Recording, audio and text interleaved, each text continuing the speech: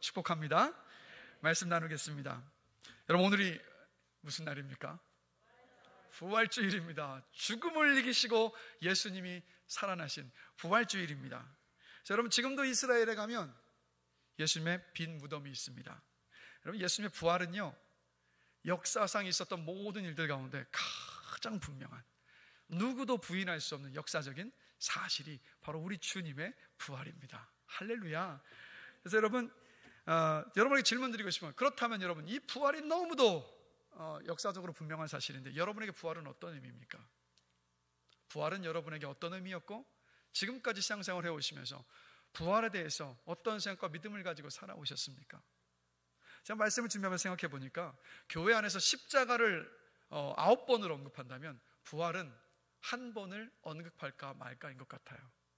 그렇죠? 십자가의 은혜와 사랑은 참 많이도 묵상하는데 우리가 부활은 그만큼 묵상하지 않는 것 같아요. 그래서 부활을 그냥 이 정도로만 생각하는 경우가 많은 것 같습니다. 그래, 예수님의 부활은 예수님이 하나님의 아들이신 것을 증명한 기적이지 정도로만 생각하는 경우가 많은 것 같아요. 그런데 여러분, 부활은 그 정도만이 아닙니다. 그래서 오늘은요, 이 부활이라는 것이 어떤 의미인가, 우리가 오늘을 살아갈 때, 지금을 살아갈 때 부활은 바로 나에게 구원과 삶과 능력의 바로 원천입니다. 그래서 성경 말씀을 쭉 한번 살펴보면서 왜 부활이 이 능력의 원천이 되는지, 왜 부활이 내 삶 가운데 실제적으로 능력과 은혜가 되는 것인지 함께 살펴보면서 은혜를 나누고자 합니다. 자, 먼저 여러분, 부활은요, 하나님의 임재를 경험하게 하는 통로입니다.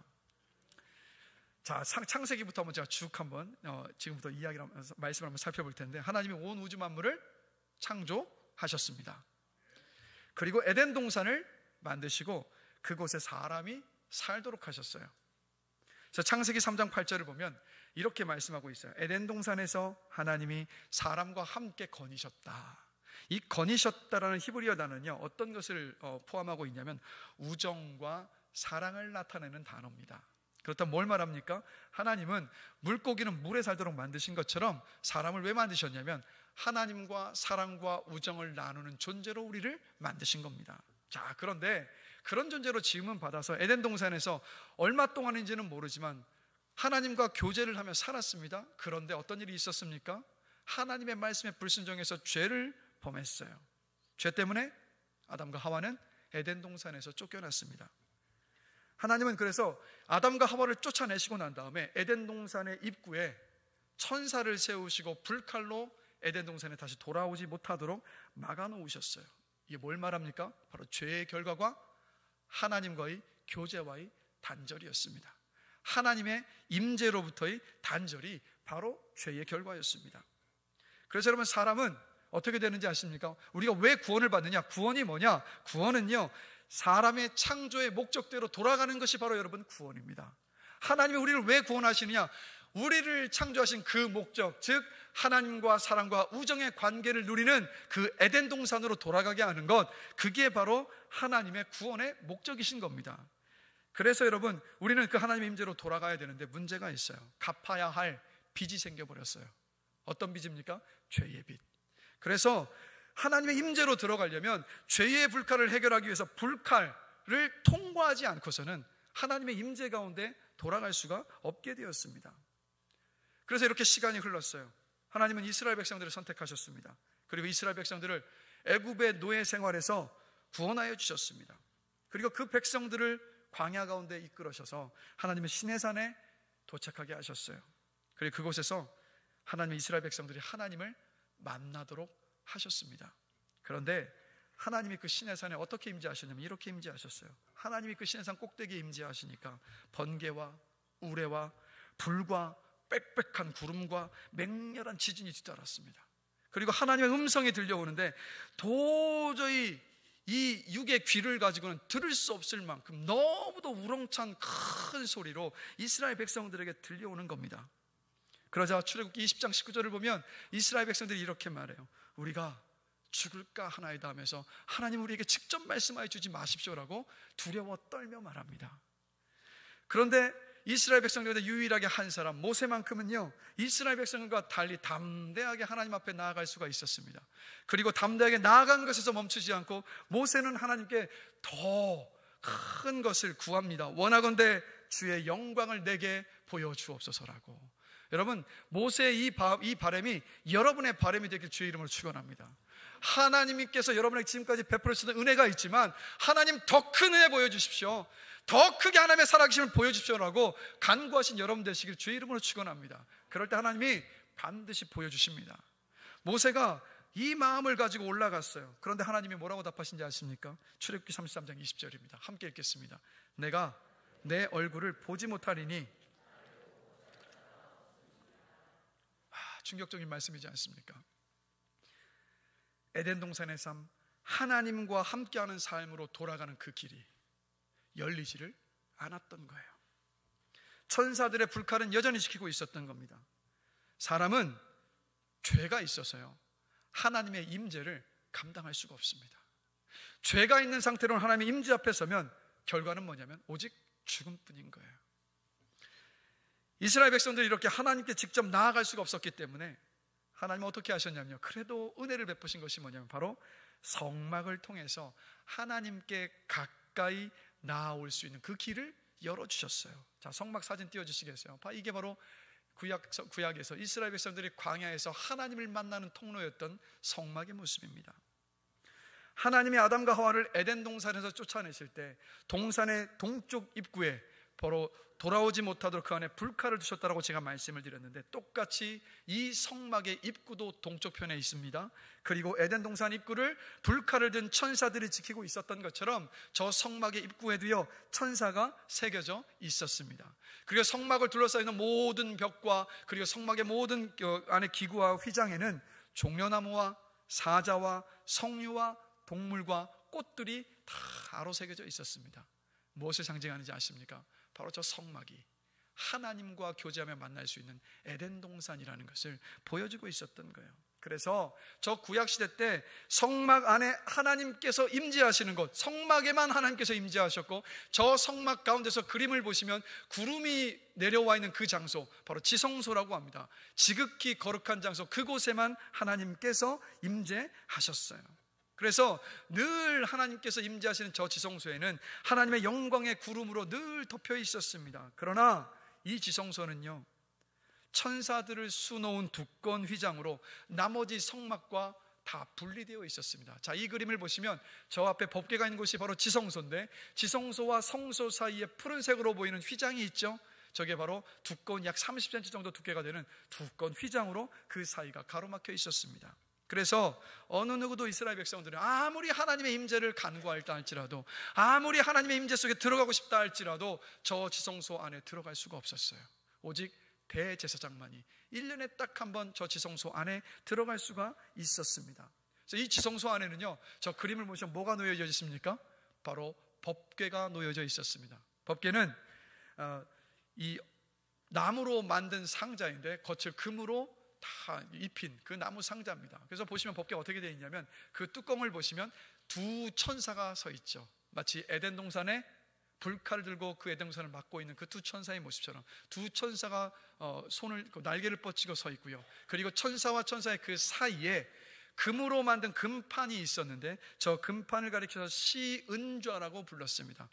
하나님의 거룩한 은혜가 임하는 자리라는 뜻이에요. 그래서 대제사장이 1년에 한 번 대속죄일에 저 지성소 안에 들어갈 때 어떻게 들어갔냐면, 바로 동물을 제사로 드렸던 그 동물의 피를 저 시은좌 그 위에 피를 뿌리고 나서야 그 안에 들어갈 수가 있었습니다. 하나님의 임재 앞에 설 수가 있었어요. 뭘 말합니까? 하나님의 임재 앞에 서기 위해서는 죄를 용서받는 속죄가 없이는 하나님 앞에 설 수가 없었던 거예요. 그래서 그 속죄의 제사를 드리고 난 다음에서야 대제사장은 저 법궤에 임한 하나님의 그 임재 안에 들어갈 수가 있었던 겁니다. 그런데 저 법궤 안에 임재 앞에서는 그 순간조차도요, 이 그림에서 보는 것처럼 그 안에 연기와 향을 가득 피워서 직접 저 법궤의 영광스러운 모습을 바라보지 못하도록 했어요. 왜냐하면 아무리 속죄함을 받았다 할지라도 여전히 죄를 가지고 있기 때문에 저 거룩한 하나님의 임재를 보면 죽을 수밖에 없었기 때문입니다. 그래서 1년에 한 번 대속죄일에 이렇게 주 앞에 나와가서 그 임재를 경험하고 그 안에서 주의 말씀을 받고 나와서 대제사장이 이스라엘 백성들에게 하나님의 말씀을 선포하며 전했습니다. 그때 하나님께서 하나님의 샬롬, 하나님의 평안을 이스라엘 백성들 안에 부어주셨던 거예요. 그래서 오늘 우리가 예배할 때도 하나님께서 우리의 삶 가운데 하나님의 샬롬, 하나님의 평안을 부어주십니다. 그런데 여러분, 그렇게 하나님의 임재를 경험케 하셨고 하나님의 샬롬을 이스라엘 백성들에게 부어주셨지만 성막에서 이 예배가 끝이 나면요, 하나님의 거룩하신 그 영광은 다시 저 성막의 휘장 뒤에 지성소에만 머물러 있었습니다. 아무도 똑같이 거기에 들어갈 수가 없었습니다. 성막을 통해서 하나님이 분명히 이스라엘 백성들에게 사람에게 더 가까이 오신 것은 맞지만 여전히 하나님의 임재 앞에서 살아남을 수 있는 사람은 단 한 사람도 없었어요. 시간이 흘러서 하나님께서 기뻐하셨던 참 예배자였던 다윗이 준비하고 그의 아들 솔로몬이 만들었던 그 성전에도 바벨론으로 포로로 붙잡혀갔다가 다시 돌아와서 재건했었던 그 성전도 마찬가지였습니다. 그리고 또다시 몇백 년의 시간이 흘러서 예수님이 이 땅에 오셨습니다. 예수님은 성전에서 환전을 하고 물건을 팔던 상인들을 쫓아내시고 성전을 깨끗하게 하셨어요. 그러자 사람들이 예수님께 묻습니다. 도대체 무슨 권세를 가지고 당신이 이런 일을 합니까? 라고. 그러자 예수님께서 답하신 말씀이 오늘 함께 읽었던 본문의 말씀입니다. 우리 함께 다 같이 말씀 한번 다시 읽어보겠습니다. 요한복음입니다. 너희가, 다시 읽습니다. 예수께서 대답하여 이르시되, 앞으로 가십시오. 너희가 이 성전을 헐라 내가 사흘 동안에 일으키리라. 유대인들이 이르되 이 성전은 46년 동안에 지었거늘 내가 3일 동안에 일으키겠느냐 하더라. 그러나 예수는 성전된 자기 육체를 가리켜 말씀하신 것이라. 죽은 자 가운데서 살아나신 후에야 제자들이 이 말씀하신 것을 기억하고. 아멘. 주님의 이 말씀은요, 이런 뜻입니다. 예수님께서 죽은 자 가운데서 부활하셨을 때 그때 하나님을 만날 수 있는 새로운 성전이 되시겠다는 말씀이에요. 부활하신 후에 바로 자신이 육체가 참된 성전이 될 것이라는 말씀이었습니다. 그리고 이전에 있었던 성막과 성전들과 모든 것들이 바로 나를 가리켜 보여줬던 것이라고 예수님께서 선포하고 계셨던 겁니다. 즉, 좀 더 쉽게 말씀드리면 예수님은 이렇게 말씀하고 계셨던 겁니다.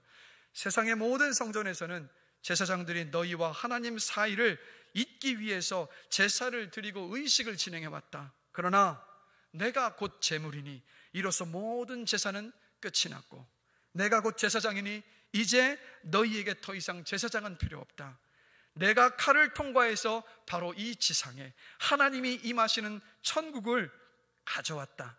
나는 너희와 하나님 사이를 연결하는 다리 정도가 아니라 내가 곧 하나님의 영광이다 라고 말씀하신 거예요. 그래서 여러분, 마태복음 27장 51절을 보면 예수님께서 십자가 위에서 운명하시던 그 순간 어떤 일이 벌어졌냐면, 성전 안에, 조금 전에 제가 그림을 보여주셨던 그 성전 안에 성소와 지성소를 가르고 있었던 성전의 그 휘장이 위에서 아래로 찢어졌습니다. 이게 뭘 말합니까? 이것을 말하는 거예요. 예수님께서 죽으실 때 옛 성전을 허무셨습니다. 그리고 예수님께서 3일 만에 죽음 가운데에서 부활하셨을 때 새 성전을 지으신 겁니다. 이전에는 하나님의 임재가 성막 안의 휘장 뒤에 있어서 어느 누구도 가까이 갈 수가 없었어요. 감히 하나님의 임재를 보고 싶습니다, 제가 그 임재 가운데 가고 있었습니다 라고 말할 수가 없었습니다. 그러나 예수님께서 부활하심으로 말미암아서 부활하신 예수님께서 새로운 성전이 되어주셨습니다. 부활하신 예수님 때문에 저와 여러분들이 하나님의 임재 가운데 들어갈 수 있게 된 거예요. 하나님의 임재가 뭡니까? 하나님이 살아계심을 만나고 경험하는 것, 그것이 바로 하나님의 임재입니다. 그래서 오늘 주일마다 우리가 예배를 왜 드립니까? 바로 하나님의 임재 가운데 들어가기 위해서, 하나님을 만나는 시간이기 때문에 우리가 이 자리에 앉아서 예배를 드리고 있는 거예요. 예수님의 부활이 없었다면 우리는 오늘도 이 자리에 앉아서 하나님께 예배 드릴 수가 없었습니다. 하나님의 임재를 간구할 수가 없었다라는 거예요. 기억하십시오. 예수님의 부활이 하나님의 임재로 들어가는 통로요 시작입니다. 자, 그런데 우리의 질문은 여기에 있습니다. 질문 드릴게요. 그럼 어떻게 하나님의 임재 가운데 들어갈 수 있을까요? 어떻게 하나님의 살아계심을 만나고 경험할 수 있습니까, 여러분? 요한복음 20장을 보면요, 마리아가 예수님의 빈 무덤 밖에 서서 울고 있었습니다. 그런데 부활하신 예수님이 울며 서 있던 마리아를 부르세요. 마리아야. 마리아가 자신을 부르는 주님의 음성을 듣고 돌아보니까 부활하신 예수님이었습니다. 성경에 기록되어 있지 않지만 아마도 마리아는요, 예수님 하면서 와락 예수님을 끌어안았던 것 같아요. 온 힘을 다해 예수님을 끌어안았습니다.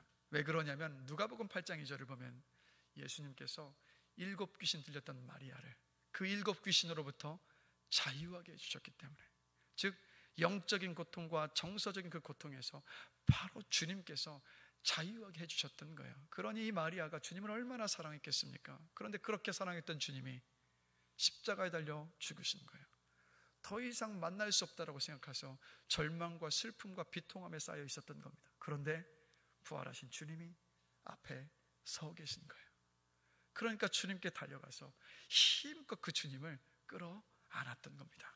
그러자 주님께서 요한복음 20장 17절에서 18절에 보면 이렇게 말씀을 하세요. 나를 붙들지 말라. 계속해서 같이 읽습니다. 내가 아직 아버지께로 올라가지 아니하였노라. 너는 내 형제들에게 가서 이르되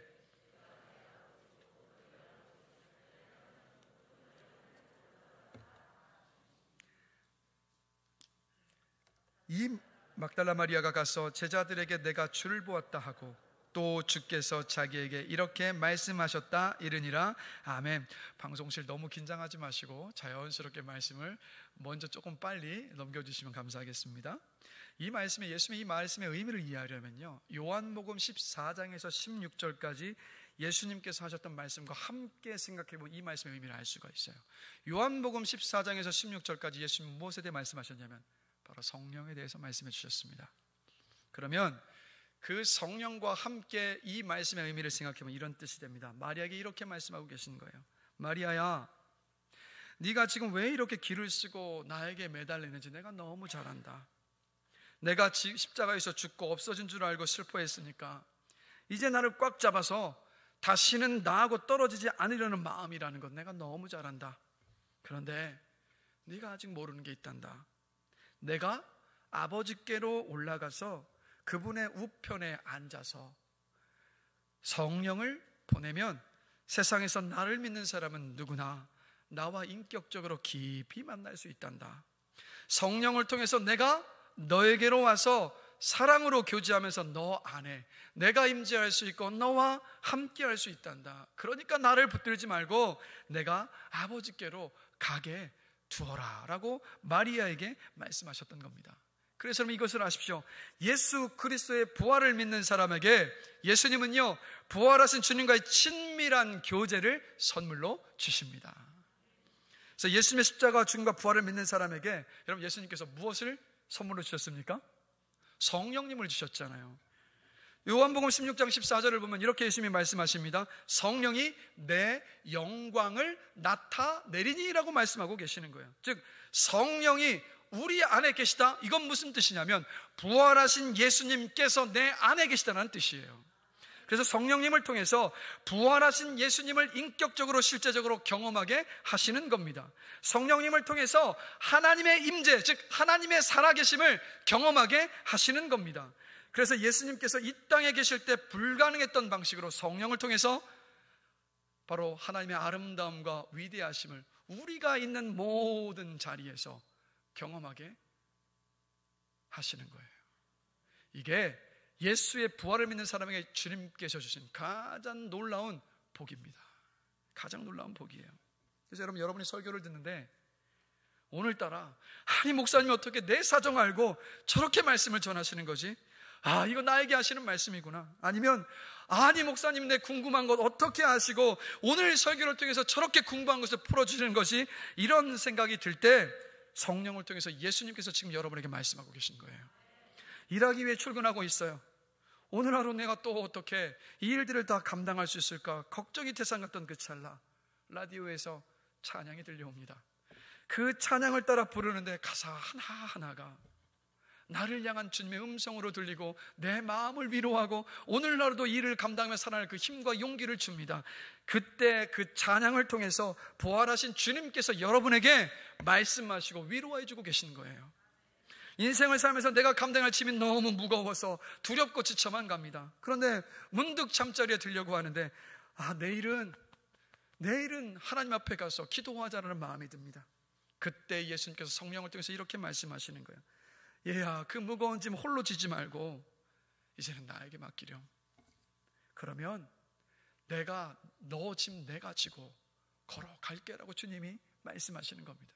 그래서 새벽에 잠이 깨서 피곤한 눈이지만 눈을 비비고 와서 새벽 기도의 자리에 와서 기도를 하는데 내 현실은 내 상황 하나도 바뀐 게 없는데 세상과 나는 관계없고 오직 주님만 보이기 시작하면서 내 인생의 무거운 짐들이 너무도 가벼워지는 것을 경험합니다.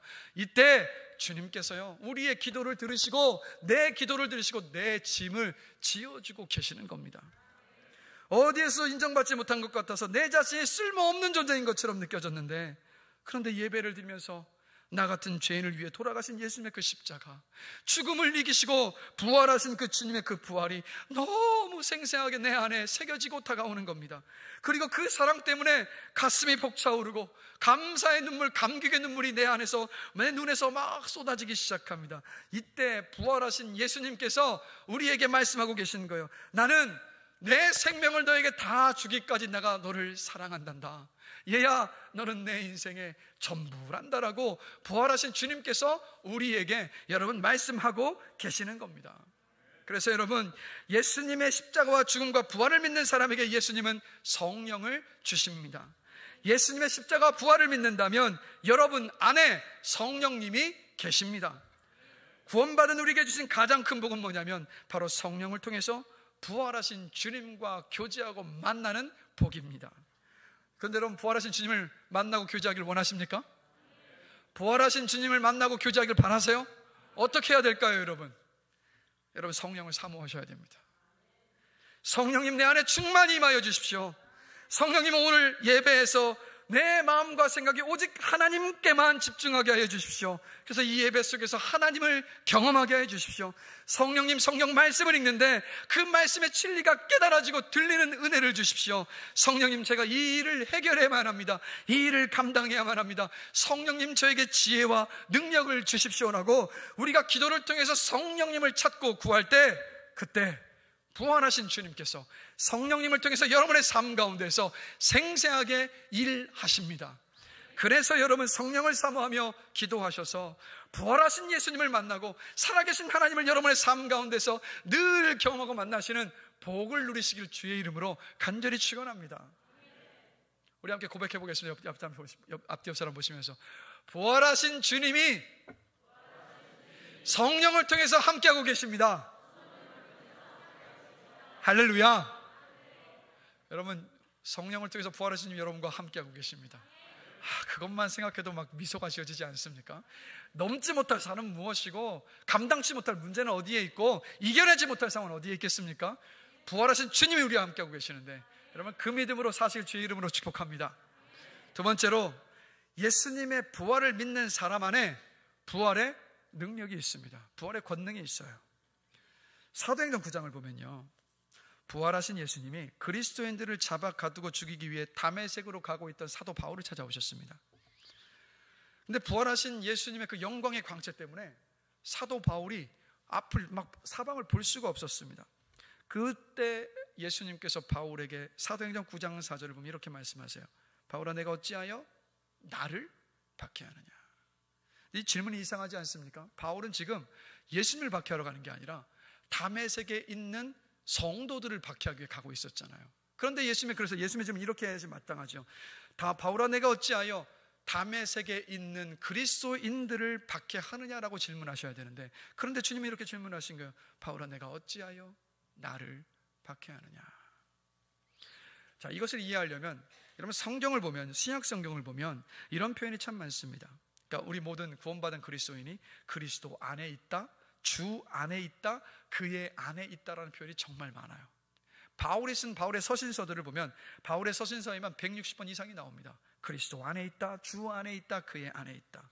또 로마서 6장 1절에서 4절을 보면 또 이렇게 말씀해요. 우리가 주님과 함께 장사되었다라고 말씀하고 있고, 에베소서 2장 6절을 보면 하나님이 예수 그리스도를 다시 살려 그분의 오른편에 앉히실 때 우리도 함께 일으키사 그리스도 예수 안에서 함께 하늘에 앉히셨다라고 말씀하고 있어요.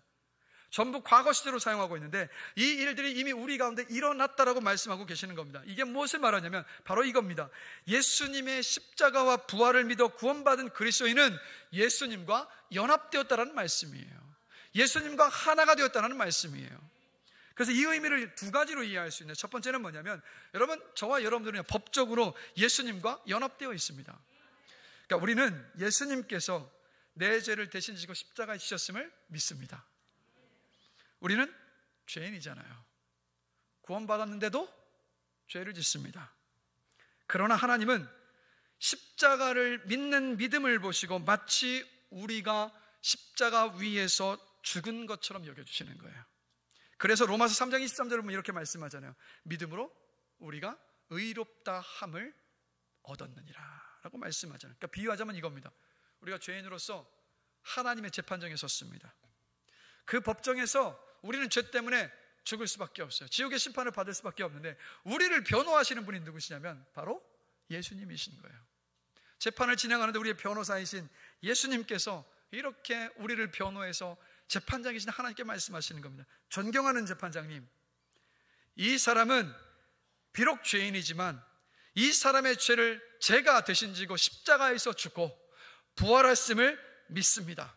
그러하게 하나님, 이 사람을 용서하여 주십시오라고 예수님께서 우리를 변호하십니다. 그때 예수님의 그 변호를 들으시고 하나님이 이렇게 선언하시는 거예요. 이 사람은 이제 더 이상 죄인이 아니다. 이 사람의 죄를 더 이상 없다 여기됐다. 이 사람은 더 이상 죄인이 아니라 이제는 의인이다 하고 땅땅땅 법정에서 그 선언을 해주시는 겁니다.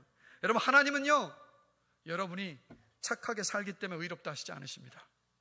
예수님이 내 죄를 대신 지시고 십자가에서 죽으셨다는 그 믿음을 보시고 주님은 여러분을 죄 없다 여겨주시는 겁니다. 여러분을 의롭다 여겨주시는 거예요. 우리가 하나님의 말씀에 순종하며 하나님의 뜻대로 살려 하는 것은 구원받기 위해서가 아니에요, 여러분. 이미 구원받았기 때문에, 구원의 은혜가 너무도 크기 때문에, 그래서 우리는 매일 주의 말씀을 따라서 말씀에 순종하며 사는 것입니다, 여러분. 그래서 구원받기 위해서 몸부림치지 마시고 이미 구원받았다는 것을 기억하시고 하나님 아버지 앞에 의인임을 기억하시고 기쁨으로 주의 말씀 앞에 순종하며 사는 저와 여러분이 되기를 주의 이름으로 간절히 축원합니다. 이게 바로 법적인 연합이에요. 그런데 이 예수님과의 연합은 법적인 연합에서 멈추지 않아요. 바로 영적인 연합으로까지 이어집니다. 예수님께서 죽음을 이기시고 부활하셨습니다. 죽음을 이기시고 부활하셨다는 것은 무슨 뜻입니까? 예수님께서 죄의 결과인 죽음을 이기셨다는 거예요. 즉 예수님의 부활하심을 통해서 예수님은 죄의 권세, 사망의 권세를 이기셨습니다. 죄를 해결하셨어요. 그래서 온전히 구원받는 믿음은 예수님의 십자가와 부활을 믿는 믿음입니다. 그래서 예수님은 이렇게 부활하셔서 영광의 자리에 앉으셨어요. 하나님의 우편에. 그래서 우리가 예수님의 부활을 믿으면 하나님은요, 우리를 대해 주실 때 마치 예수님께서 이루신 일을 내가 이룬 것처럼 그렇게 우리를 또한 영광스럽게 대하여 주시는 거예요. 그래서 예수님께서 하나님의 아들이신 것처럼 우리를 향해서 이렇게 불러주시는 겁니다. 너는 내 사랑하는 아들이야. 너는 내 사랑하는 딸이야. 그러니까 어떻게 대해주시면 예수님과 동급으로 우리를 대해주고 계신 거예요. 여러분, 얼마나 감사합니까? 하나님이 나를 아들이라고 딸이라고 불러주시는데, 그리고 무엇보다 예수님의 십자가 부활을 믿고 구원받는 성도들에게 제가 서두에 말씀드렸지만 성령이 임하십니다. 그래서 우리가 하나님을 아버지라고 부르는 것도, 우리가 기도하고 싶은 마음에 드는 것도, 주일마다 어김없이 예배 자리에 오게 오는 것도, 성경의 모든 말씀이 믿어지는 것도 바로 성령께서 우리 안에 계시기 때문입니다. 근데 성령이 우리 안에 계시다는 것은 어떤 의미냐면 부활하신 예수님이 성령을 통해서 우리 안에 계신 거예요. 그래서 성령을 통해서 우리는 예수님과 연합되어 있는 겁니다. 그래서 바울의 박해 때문에 겪은 다메섹 성도들의 아픔과 고통은요, 바로 그들과 연합하셨던 주님의 고통이었고 주님의 아픔이셨던 겁니다. 그래서 바울에게 바울아 내가 어찌하여 나를 핍박하느냐라고 물으셨던 겁니다. 똑같이 우리가 고통스러운 상황 바뀌지 않았는데 기도를 할 때 위로를 받지 않습니까? 그때 위로를 받는 이유는 뭐냐면 우리와 연합하신 그 예수님께서 우리의 마음을 헤아리시고 우리를 만져주시기 때문인 거예요. 지금도 우크라이나 땅에서 전쟁이 벌어지고 있는데 우리랑 피도 한 방울 섞여 있지 않고 우리가 아는 사람이 단 한 사람도 없어요. 이역만리 떨어진 이국 땅이지 않습니까? 그런데도 그 땅을 위하여서 아파하면서 우리가 그 땅에서 중보하는 이유는 어디에 있는지 아십니까? 바로 그 땅에서 전쟁의 포화 속에서 사랑하는 사람들을 잃어버리고 삶의 터전을 잃어버리고 괴로워하며 공포와 두려움 가운데 있었던 그들을 향한 그 주님의 마음이 우리가 느끼고 있는 거예요. 주님과 연합되어 있기 때문에 주님의 마음이 우리의 마음이 되어져서 그 땅을 향해서 우리가 부르짖고 여러분 기도하고 있는 것입니다. 그래서 예수님과 이 영적인 연합은 우리가 결혼에 비유할 수 있어요. 여러분 결혼을 생각해 보시면 결혼은요 법과 사랑 둘 다를 기초한 관계이지 않습니까? 그래서 우리가 십자가 부활을 믿어서 구원받은 믿음은요 믿음으로 신부와 신랑이 결혼을 통해서 연합하듯이 바로 저와 여러분의 영혼을 내 영혼을 우리 예수님과 연합시키는 겁니다. 그래서 결혼하면 여러분 아내의 빚은 남편의 빚이 되고 남편의 재산은 아내의 재산이 되지 않습니까? 똑같이요 우리가 예수 그리스도의 죽음과 부활을 믿음으로 인해서 성령이 우리 안에 계셔서 예수님과 연합할 때 우리의 죄와 죽음은 예수님께 전가되고 그리고 예수님의 의와 영광이 우리에게 주어지는 거예요. 우리의 것이 되는 거예요. 그래서 종교개혁을 일으켰던 마르틴 루터가 이렇게 설명합니다. 그리스도를 믿는 영혼은 믿음이라는 결혼 반지를 통해 모든 죄에서 해방되고 죽음과 지옥으로부터 안전해지며 영원한 의와 생명과 구원을 받는다라고 말해요. 여러분 이렇게 우리가 예수님의 죽으심과 부활을 믿음으로 성령님을 통해서 예수님과 연합되었습니다. 우리는 예수님과 영적으로 연합된 존재들입니다. 그래서 예수님께 일어난 일은 우리의 일이 되고 우리에게 일어난 일은 주님의 일이 되는 거예요. 그래서 우리가 인생의 모든 일을 주 앞에 맡겼을 때 주님이 말씀하실 수 있는 거예요. 그래 네가 나에게 맡겼으니까 너의 인생의 모든 짐은 이제부터는 내 짐이다라고. 그래서 여러분 에베소서 1장 19절에서 20절 함께 보실까요? 이렇게 주님과 연합한 우리 안에 있는 것이 있어요. 함께 한 목소리로 힘차게 읽어보겠습니다. 그의 힘의 위력으로 역사하심을 따라 믿는 우리에게 베푸신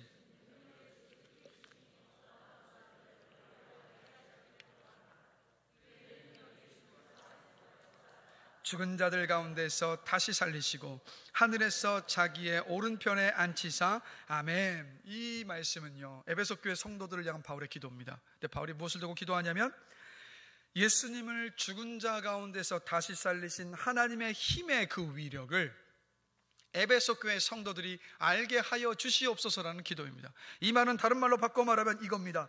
예수님을 죽은 자 가운데에서 다시 살리신 힘의 위력이 예수님의 십자가 부활을 믿어 구원받은 성도들 안에 있다라는 것을 하나님 알게 하여 주시옵소서라는 기도인 거예요. 여러분 기억하십시오.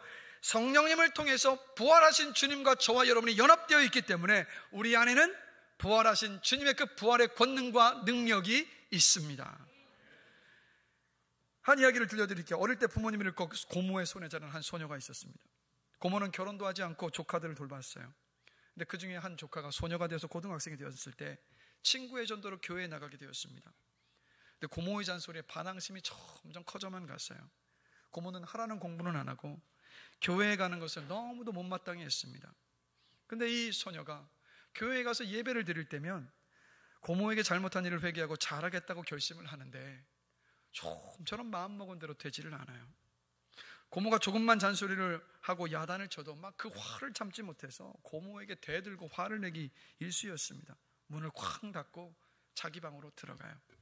그러던 어느 주일 설교를 들으면서 갈라디아서 2장 20절의 말씀, 이제는 내가 산 것이 아니요 오직 내 안에 그리스도께서 사시는 것이다 라는 이 말씀을 하는 설교를 듣고 이 소녀가 큰 은혜를 받습니다. 이런 깨달음이 온 거예요. 아 그래 맞아, 내가 고모를 만나려 하니까 안 되는 거였어. 내 안에 부활하신 주님이 계신데 주님이 우리 고모를 만나주시면 되는 거지. 그리고 예배를 마치고 집으로 돌아갔어요. 현관 문 앞에 섰는데 문 손잡이를 잡았는데 문을 열 수가 없었어요. 문을 열고 들어가면 고모가 기다리고 있었다는 듯이 야단칠 것이 분명했고, 그러면 또 내가 또 참지 못해서 또 싸울 것만 같았기 때문에 그게 불을 보듯 뻔하니까 손잡이를 열고 들어갈 수가 없었어요. 그런데 그 순간 이 소녀가 그 먼 손잡이를 잡고 기도합니다. 부활하신 예수님, 내 안에 계신 부활하신 예수님, 내가 고모를 만나면 안 되잖아요. 부활하신 예수님이 오늘 고모를 만나주세요 라고 기도를 합니다. 그리고 그 문 손잡이를 열고 들어가요. 아니나 다를까 고모는 벼르고 있었다는지, 너 교회 갔었지? 하라는 공부는 하고 또 교회 간 거야 하면서 무섭게 야단치기 시작합니다. 그런데 이 소녀에게 이상한 일이 벌어지기 시작했어요. 야단치는 고모의 무서운 얼굴과 눈이 보이질 않고 어느새 주름이 지고 흰 머리가 난 늙은 고모의 모습이 들어옵니다. 조카들 때문에 결혼도 못하고 쓸쓸히 늙어가고 있고 지치고 여인 고모의 모습이 들어오기 시작한 거예요. 그 순간 마음이 너무 아파서 이 소녀가 고모를 확 끌어안습니다. 그리고 울면서 고모에게 이렇게 말하는 거예요. 고모, 얼굴에 왜 이렇게 주름이 많아? 언제 이렇게 흰머리가 났어 고모? 나 때문에 고모 늙어버린 것 같아 하면서 엉엉 울어요. 펑펑 웁니다. 그러자 조카의 펑펑 우는 그 울음소리와 그 뜨거운 눈물 때문에 이 고모의 가슴도 뜨거워졌습니다. 평생 조카들을 위해서 인생을 포기하고 살아오면서 가슴에 응어리 졌던 그 응어리들이 눈 녹듯이 풀어지기 시작한 거예요. 그리고 그날 예수님께서 이 고모도 만나주셨습니다. 그 후에 고모도 예수님을 영접하고 조카와 함께 손을 잡고 신앙생활을 하기 시작한 거예요. 소녀 안에 어떤 능력이 역사한 겁니까? 죽음 가운데서 예수님을 일으키신 그 부활의 능력이 이 소녀 안에서 일했던 겁니다. 여러분, 예수님의 부활을 믿는 여러분 안에는요, 도저히 참을 수 없을 것 같은 현실과 상황을 참아내게 하는 능력이 있습니다. 도저히 용서할 수 없을 것 같은 사람을 용서하게 만드는 부활의 능력이 있습니다. 회복될 수 없을 것 같은 관계를 회복시킬 수 있는 부활의 능력이 여러분 안에 있습니다. 탐욕과 부정직과 같은 음란과 같은 죄를 끊어버리는 부활의 능력이 여러분 안에 있습니다. 게임 중독과 같은 모든 중독들을 다 끊어버릴 수 있는 부활의 능력이 여러분 안에 있습니다. 포기하고 싶은 삶을 다시 일어서서 살게 만드는 부활의 능력이 여러분 안에 있습니다. 말씀에 순종하며 살게 하는 그 능력이 여러분 안에 있습니다. 말씀대로 살지 못해 좌절해서 있는 나를 다시 일으켜 세워서 좁은 길을 걸어가게 만드는 그 능력이 여러분 안에 있습니다. 신앙을 흔들기 위해 끊임없이 여러분을 공격해오는 마귀를 대적할 수 있는 그 권세와 능력이 여러분 안에 있습니다. 바로 여러분 안에는 이 모든 것들을 가능하게 하는 부활의 능력과 권능이 있다는 거예요. 누구에게요? 예수님의 십자가와 부활을 믿는 사람에게 부활의 그 권능과 능력을 주셨습니다. 할렐루야. 얼마나 감사합니까? 여러분 기억하십시오. 여러분 절대로 약하지 않습니다. 여러분 안에 부활하신 주님의 능력이 있기 때문입니다. 그러니까 내 스스로를 약하다고 말씀하지 마세요. 약하고 무력해지는 순간마다 고백하십시오. 그래, 부활하신 주님의 능력이 내 안에 있지. 나는 부활하신 주님을 믿으니까 그 능력은 내 안에 있고 나는 일어설 수 있어, 나는 이겨낼 수 있어 라고 그 부활의 능력으로 승리하며 살아가시는 여러분들이 되시기를 주의 이름으로 축복합니다. 자, 그런데 한 가지 중요한 것이 있어요. 이 부활의 능력 우리가 어떻게 우리의 삶 속에서 경험할 수 있을까요? 여러분, 제가 조금 전에 말씀드린 소녀가 어떻게 부활의 능력을 경험했죠? 바로 기도입니다. 우리 주님도 말씀하셨잖아요. 귀신을 내어쫓지 못했던 제자들을 향해서 기도 외에는 이런 이유가 나갈 수 없느니라. 기도 외에는 이런 이유가 나갈 수 없느니라.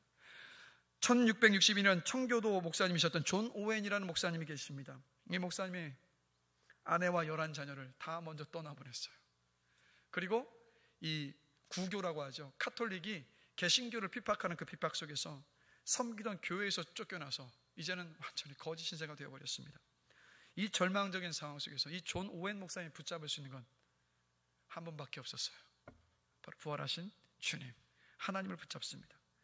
그리고 기도하기 시작했는데 기도하면서 다른 방법으로는 결코 알 수 없는 즐거움과 기쁨을 경험한 거예요. 그러면서 존 오웬 목사님이 이런 고백을 합니다. 예수님에 대한 막연한 생각으로 만족한다면 우리에게 변화의 능력은 임하지 않습니다. 그러나 전심으로 그분을 붙들고 자나깨나 그분을 생각하고 그분을 즐거워하면 그분에게서 영적인 능력이 흘러나와서 우리의 마음을 정결하게 하고 더 거룩하게 하고 은혜로 굳게 서게 하고 때로 우리를 한없이 영광스러워 형언할 수 없는 기쁨으로 충만하게 하십니다 라고.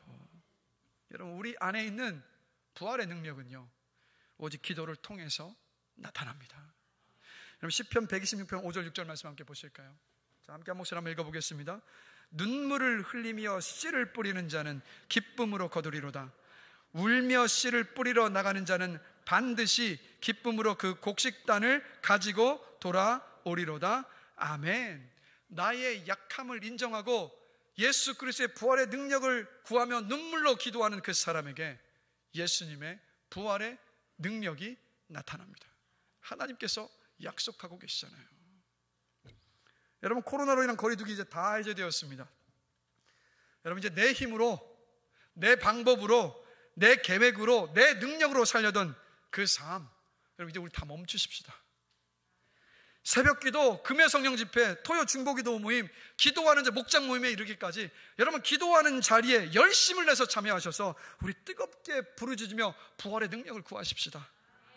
그래서 부활하신 주님께서 우리에게 허락하신 부활의 능력으로 살아가는 우리 모두가 되기를 원합니다. 여러분, 이 부활의 능력을 주셨는데 왜 그냥 두세요? 왜 그냥 썩히고 계시냐고요. 기도로 간구할 때 그 능력으로 살 수 있는데 넘을 수 없는 산도 넘게 하시고 내 앞에 인생의 골리앗도 무너뜨리게 하시고 풀 수 없는 모든 문제도 풀어주시고 그리고 견디고 인내할 수 없을 것 같은 그 모든 상황 속에서도 인내하게 하시는 그 능력이 우리 안에 있는데 왜 기도로 사용하지 않으세요? 다시 한번 말씀드립니다. 이제 거리두기 다 해제되었으니까 기도의 자리, 예배의 자리를 사모하시고 그 자리에 오셔서 우리 뜨겁게 눈물로 부르짖며 기도하게 되기를 원합니다. 기도 속에서 부활하신 주님의 능력과 권세로 이 땅을 승리하여 사는 여러분들이 되시기를 주의 이름으로 간절히 축원합니다. 말씀을 마무리하겠습니다. 여러분 너무 기뻐요. 이 부활의 능력과 권세가 제 안에 있다는 그것을 생각하니까 같은 마음이신 줄로 믿습니다. 얼마나 감사합니까 여러분? 여러분, 예수님의 제자 중에 도마는요 부활하신 예수님의 손과 발에 못 박혔던 그 상처를 만져보고 나서야 예수님을 믿었습니다. 그러자 예수님 이런 말씀하셨어요. 너는 나를 본고로 믿느냐? 보지 못하고 믿는 자들은 복되도다. 근데 이 말씀이요 주님이 누구를 보시고 하신 말씀인지 아세요? 바로 우리들이요. 먼 훗날 보지 않고도 예수님의 죽음과 부활을 믿어서 구원받아서 하나님의 임재로 들어가는 복을 누릴 저와 여러분들, 주님의 그 부활의 권능을 기도를 통해서 누리며 살아갈 그 복을 누리며 살 저와 여러분들을 먼저 보시고 우리에게 인사해 주셨던 거예요. 네 삶이 참 귀하고 복되다. 부활한 나를 보지 않고도 믿는 네가 너무도 복되다. 내가 네 삶 가운데 현실로 현재 충만히 임하는 은혜를 줄 것이다. 네가 기도할 때 부활의 권능이 네 삶 가운데 임하여서 그 삶을 승리하게 살 그 복을 네가 충만히 누리게 될 거야라고 주님께서 말씀하셨던 겁니다. 여러분, 이 부활절을 맞이하여서 기억하십시오. 주님의 부활을 통해서 우리는 하나님의 임재 안에 당당히 들어갈 수 있게 되었습니다. 주님이 부활하셨기 때문에 우리는 부활의 권능과 능력을 가지고 이 땅을 살아갈 수 있게 되었습니다. 기도로 성령을 사모하십시오. 기도로 부활의 권능과 능력을 구하십시오. 그래서 이 땅을 성령의 충만함 속에서 주님과 늘 동행하며 부활의 권능과 능력을 인생의 모든 걸음걸음들을 승리하며 살아간 여러분들 되시기를 주님의 이름으로 축복합니다. 우리 들었던 말씀을 생각